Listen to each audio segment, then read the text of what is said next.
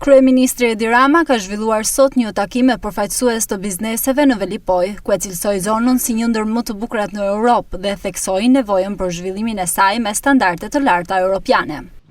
Përfundimi i kësaj rruge të re është vërtet një moment lehtësimi, sepse me këtë rrugë të re, si dhe me segmentet tjera të kësaj natyre që kemi investuar apo po vazhdojmë të investojmë për Shqipëri, i zbulojmë shqiptarëve, por edhe turistëve një pjesës të magjishme Shqipërie që deri dje ishte pak se sushme.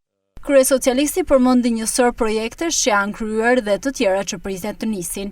Rama tha se nën stacioni elektrik i Velipojës është drejt përfundimit dhe do të hapet në nisje të sezonit turistik. Përmendi gjithashtu edhe projektin në nën stacionit të Shëngjinit dhe bypassin e Shëngjinit.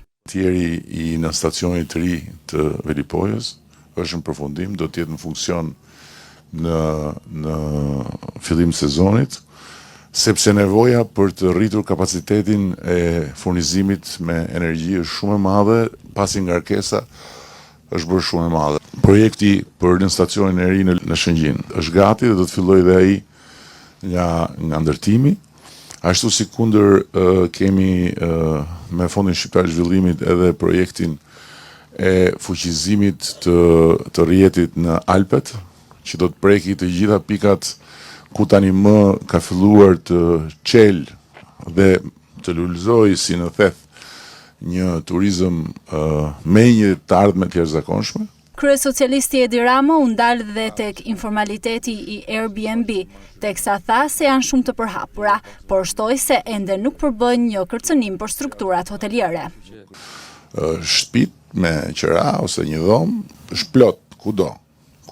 Tirana është plot, dhe janë para ekstra për familjet, të cilat nuk deklarohen askund. Ne kemi qenë të vetëdijshëm për këtë dhe nuk kemi dashur të hymë akoma në këtë pjesë për një arsye të thjeshtë, se nuk i kemi ne akoma kapacitetet hoteliere të atilla që të mund të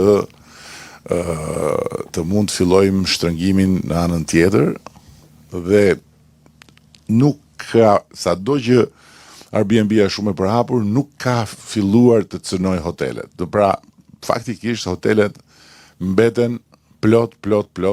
Pas prezantimit të projektit për shkollën Ismail Qemali, Rama zhvilloi një takim me gratë dhe vajzat në Shkodër. Gjatë takimit, Rama nuk la pa përmendur investimin për hyrjen e qytetit të Shkodrës, që tashmë ka marrë pamje tërësisht tjetër.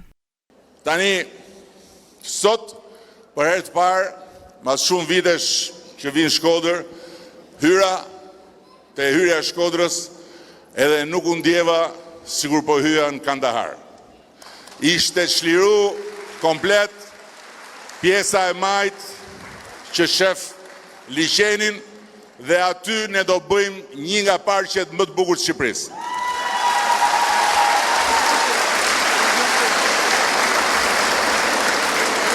Po nuk është vetëm Shkodra, se këtu s'flasim vetëm për Bashkinë e Shkodrës, po unë jam i fiksuar me Bashkinë e Shkodrës, sepse këtu e kam pas edhe kunjën më të madhe që fiton gjithë Shqipërinë, hajde këtu hum.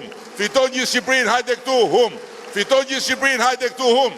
Dhe pastaj mendoja, them drejtën, mendoja nuk janë mirë, se që të më thonë mu komunist, e të majnë në krah një sekretar të Enver Hoxhës, që për 25 vjet i ka shërby byros politike, edhe ka internu njerëz, se me demek ishte simboli i lirisë, mu më dukej që s'kishte më shpresë këtu, edhe që Shkodra do mbetej për shumë gjatë në errësirën ku e gjetëm ne 2 vjet përpara bashkë me Benetin.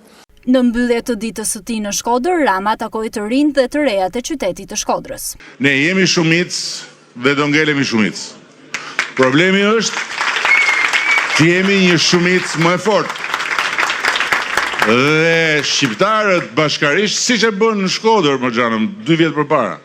Ç'a bëti unë në Shkodër 2 vjet